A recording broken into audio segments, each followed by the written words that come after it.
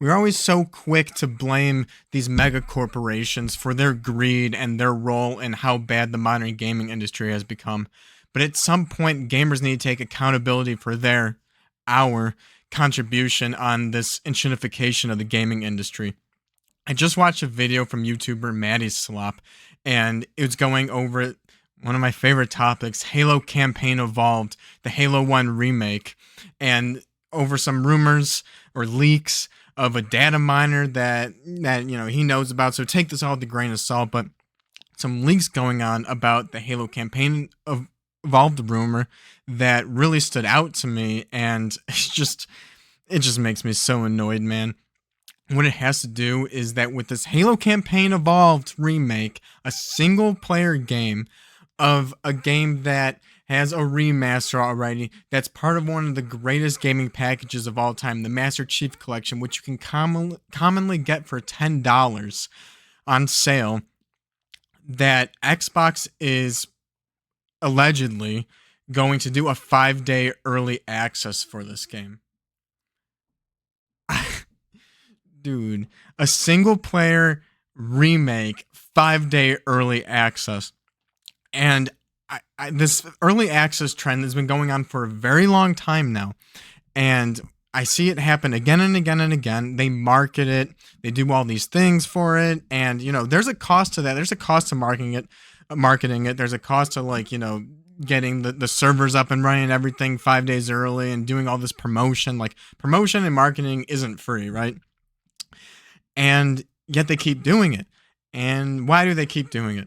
It's because it works, right? There are the whales, the impatient gamers. There's these people who will pay extra money for this game that you can basically play right now just to play 5 days early. Like, my take on the early access is I can understand from a content creator standpoint why they can see that it makes financial sense to spend the extra $10 on the game for early access to be able to stream it to their audience or make content around it for those 5 days and hopefully make more than $10 of profit from that effort, right? I don't like it, but I can see it.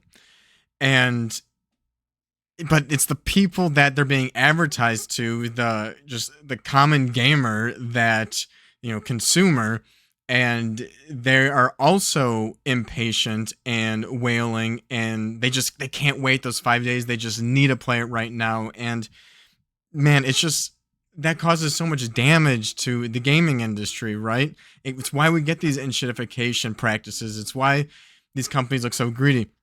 And this video that I've been sitting on, I haven't released yet because I don't think my performance was too good. I'm debating on just releasing it or maybe remaking it. I don't know. I'll probably just release it because YouTube's not my job, so whatever. I'll just dump it off someday randomly. Be like releasing Star Fox 2 or something, right? And pretty much it's about microtransactions, right? That's another topic, just like this early access.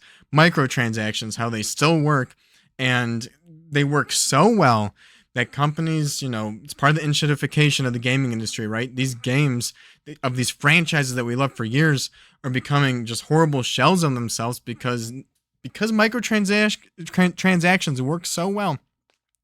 They end up developing the storefront first and then the game around it. Like, what items are we going to sell in the store? And then how do we incorporate those into the game and the unlocks or what have you? And in that video, I kind of talk about how, man, if people just stop buying microtransactions for 3 months, one business quarter, even if it was just 40% of people who would just stop buying microtransactions, you would see headlines because, these companies operate in business quarters, right?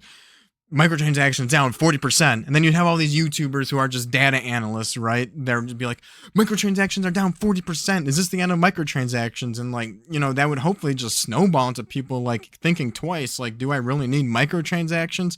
I come from a time where to get the coolest skin in a game, you had to work for it. You had to beat the game on Legendary. You had to get to rank 50. You had to do something that was just you had to achieve something to get that skin, right? Now in a free-to-play game or worse, something like Call of Duty, a $70 game, they're asking you for another $20 or $30 for a cool-looking skin. That doesn't showcase an achievement. That showcases that you're a sucker. Buying Halo Campaign Evolved 5 days early, which has to be at least $10 extra, right, for that early access.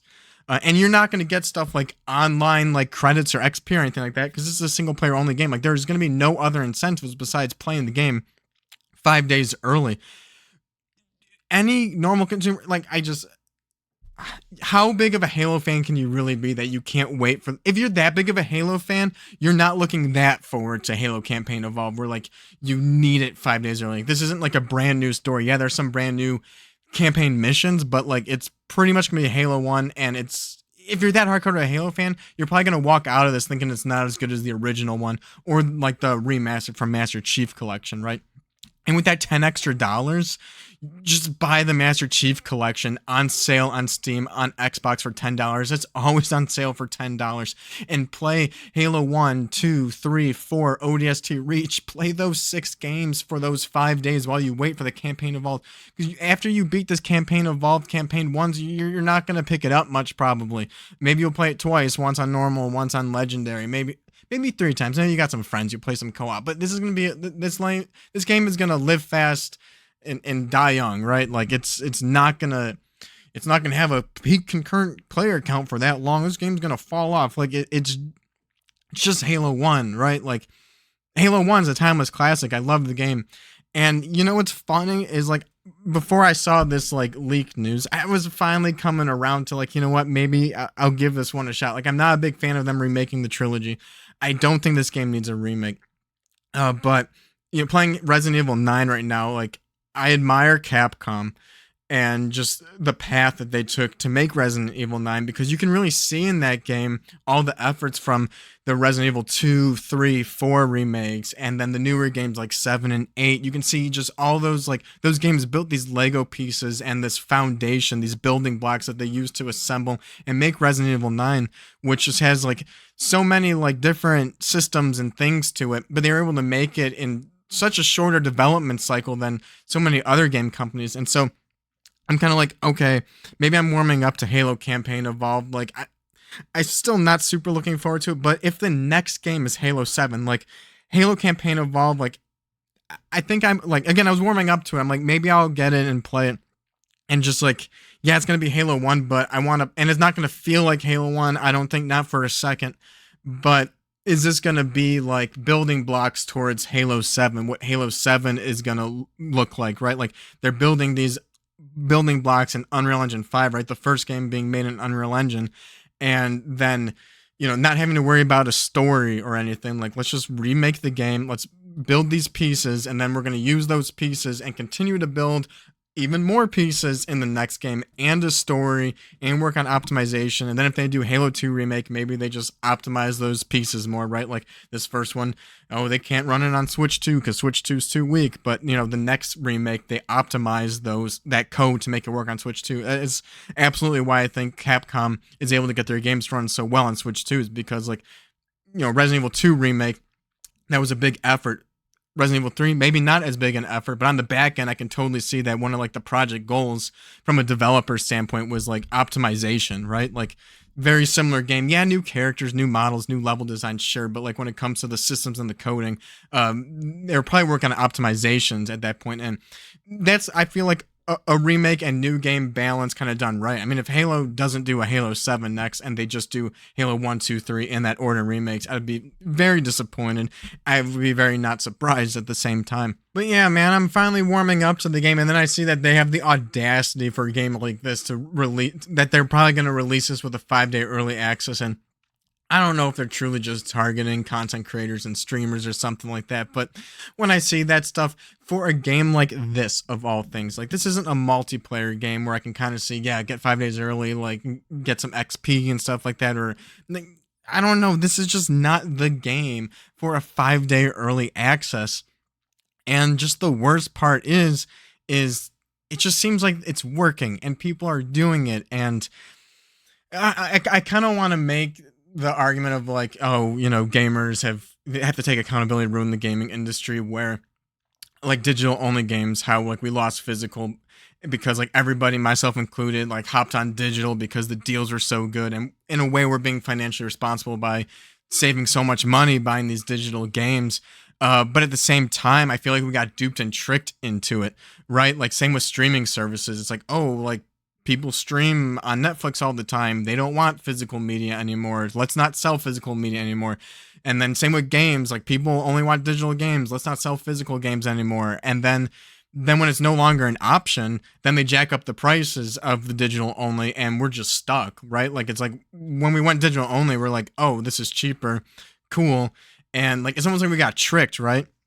And we didn't have like that much time to think about it before it all went away, before it went through the inshitification, right? It's kind of like when in 2020 when gaming just became so popular, these companies started hiring so many people thinking like gaming has been here forever.